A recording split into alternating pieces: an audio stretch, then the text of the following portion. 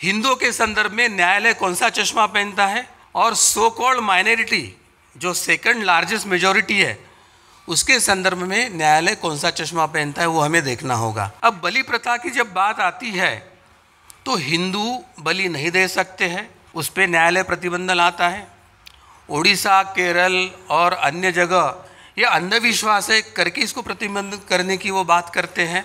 तो अब प्रश्न उठता है कि अगर हिंदुओं की अगर बलि प्रथा यह अंधविश्वास है और ये गैर कानूनी या असंवैधानिक है, तो अब प्रश्न उठता है कि वो कौन सा चश्मा है जिसके कारण इस्लाम की कुर्बानी उनको कानूनन दिखती है और उसको न्यायालय परमिशन देता है। कि ज्ञान व्यापी का जो परिसर है ये कोई एक मस्जिद परिसर नहीं है। इससे पहले भारी मात्रा में एक हिंदू स्ट्रक्चर एग्जिस्ट करता था। ये बात एएसआई ने अपनी रिपोर्ट में रखी है। एएसआई की जो रिपोर्ट आई है उसको पढ़ने के बाद ये बात कहना चाहता हूं कि वो दिन दूर नहीं है जब हम ज्ञान व्यापी का केस जीतने जा रहे हैं। और जो छत्रपति शिवाजी महाराज की आखिरी इच्छा थी कि ज्ञान व्यापी मुक्त हो, वो दिन बहुत जल्दी आने वाला है जब ज्ञान व्यापी अंजुमन इंतजामिया के अवैध अतिक्रमण से मुक्त होने वाली है। मथुरा श्री कृष्ण जन्मभूमि का केस भी बहुत रफ्तार उसने पकड़ी हुई है। आपके सामने बहुत जिम्मेदारी से कहना चाहता हूं कि कृष्ण जन्मभूमि के केस में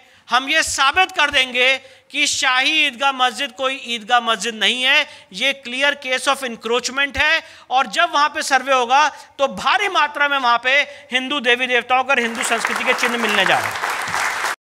अभी तक मैं एक 3000 acres land protected from government, ये इस कोई नहीं मुसलमान मजलिस पार्टी वालों का कब्जा में से ही छुड़वाया हूं। मेरे वो पीछे हनुमान जी है। मैं अभी तक कोई केस डाले तो अभी तक हारे नहीं। अगेंस्ट मेरा अगेंस्ट एक जजमेंट नहीं आया। टेम्पल्स का बचाने के वास्ते मैं लड़ूंगा, लड़ते रहूंगा। जितने दिन जिंदा हूं उतने दिन वो काम पे लगा रहूंगा। तुलजापुर में सभी हिंदुओं का ये जो मंदिर है गवर्नमेंट के अंडर है और इस मंदिर में जो माता जी के पुरातन गहने हैं वो गहने में भी चोरी हो गई। उस बारे में भी राज्य सरकार ने एसआईटी चौकसी चालू की है। 6 महीने से ही आरोपी नहीं मिल रहा। एसआईटी का काम तो बहुत धीमी गति से चल रहा है। वो सरकार में जो अधिकारी है बैठे हुए हैं सब आईएएस अधिकारी, वो मंदिर के विश्वस्त है, अध्यक्ष है। वो उनको मिली भगत होने के बाद यही दड़पने का काम महाराष्ट्र गवर्नमेंट भी कर रही है। ये मंदिर महासंघ की ओर से जन आंदोलन प्रत्येक कलेक्टर ऑफिस पे करना चाहिए, ऐसी मेरी मांग है। बड़े मंदिर जो हैं इन्हें छोटे मंदिरों को बड़े भाई की तरह ध्यान रखना चाहिए और मुझे लगता है कि उनका सहयोग करना चाहिए कि कम से कम डे टू डे जो खर्चे होते हैं, बड़े मंदिर अगर 5-5 मंदिर 10-10 मंदिर को भी गोद ले लें तो उस एरिया के बाकी सारे मंदिर सर्वाइव कर सकते हैं और एक अच्छा प्रयास किया जा सकता है। मंदिरों का मैपिंग जो हमारे पास डाटा नहीं है उस पर एक बहुत अच्छा काम करने की आवश्यकता है, जिसमें मैंने प्रयास किया है। एक हमने ऐप बनाया था छत्तीसगढ़ के लिए स्पेशली और लगभग 4000 मंदिर उस पर रजिस्टर किए हैं बहुत कम समय में। मठ मंदिर, साधु संत ये सब अपने अपने मंदिर चला रहे हैं, एक पूजा पाठ की प्रक्रिया बनाए रखे हैं, लेकिन government forcibly involve in this temple management. सबसे पहला टेम्पल मैनेजमेंट के कारण सरकार को ज़्यादा से ज़्यादा पैसा मिलता है।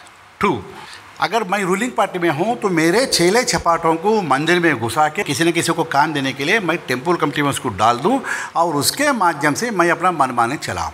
3, मंदिर में अगर मेरा आदमी रह गया कमेटी में तो सरकारी कार्यक्रमों में जो स्कीम मैंने चलाता हूँ उसके लिए मैं पैसे आसानी से इकट्ठा कर सकता हूँ, क्योंकि मेरे स्टेट एक्सेकर में पैसा नहीं है। मंदिर एक पॉलिटिकल इंटरफेरेंस के कारण मंदिर दिन ब दिन उसका स्तर घटते जा रहा है। तो पॉलिटिकल इंटरफेरेंस अगर घटना है, हटना है तो इसका एकमात्र उपाय है कि सरकार को मंदिर निर्वहन से दूर रखना है। हर एक मंदिर में अलग अलग चढ़ावे आते हैं। नारियल जो आता है उसको हम लोग क्या कर सकते हैं, तो वो नारियल बहुतांश संस्थाएं उसको बेचते हैं। बेचने के बाद वापस वो मंदिर के प्रांगण में दुकानदारों के पास पहुंचता है और दुकानदार वापस उसको भक्त को देके माता जी या भगवान को चढ़ाया जाता है। तो हम लोग ने इसको खंडित करने के हेतु प्रसाद स्वरूप में कैसा उसे परिवर्तित किया जाए, ये हमने सोच के आज हमने उसको नारियल वड़ी बनाना चालू कर दिया। सालाना 6 लाख नारियल बेचते थे, उससे हम लोग 66 लाख रुपीस धनराशि प्राप्त होती थी। आज 2 से 2.5 करोड़ रुपया वही नारियल वड़ी बेच के मंदिर व्यवस्थापन को फायदा हुआ है। What science creating, what science inventing now, Sanatana Dharma has invented. Let me give an example. Artificial intelligence. Sanatana Dharma have a Yoga Vasistha. The Yoga Vasistha told us this artificial intelligence. They are also spending thousands of crores about other planets has also living being or not. They are trying to research all these things. But Sanatana Dharma have told you, this verse in Lalita Sahasranama, this entire planet, entire cosmos, entire galaxy have a living being. The living being have also the Paramatma.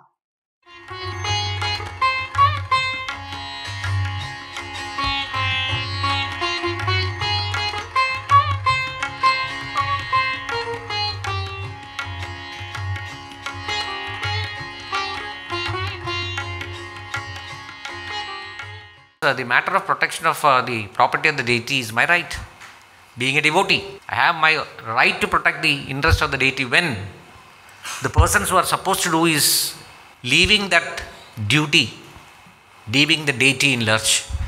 I cannot simply sit and watch that. And I assure you that till my last breath, I am not going to leave this anti-Hindu force.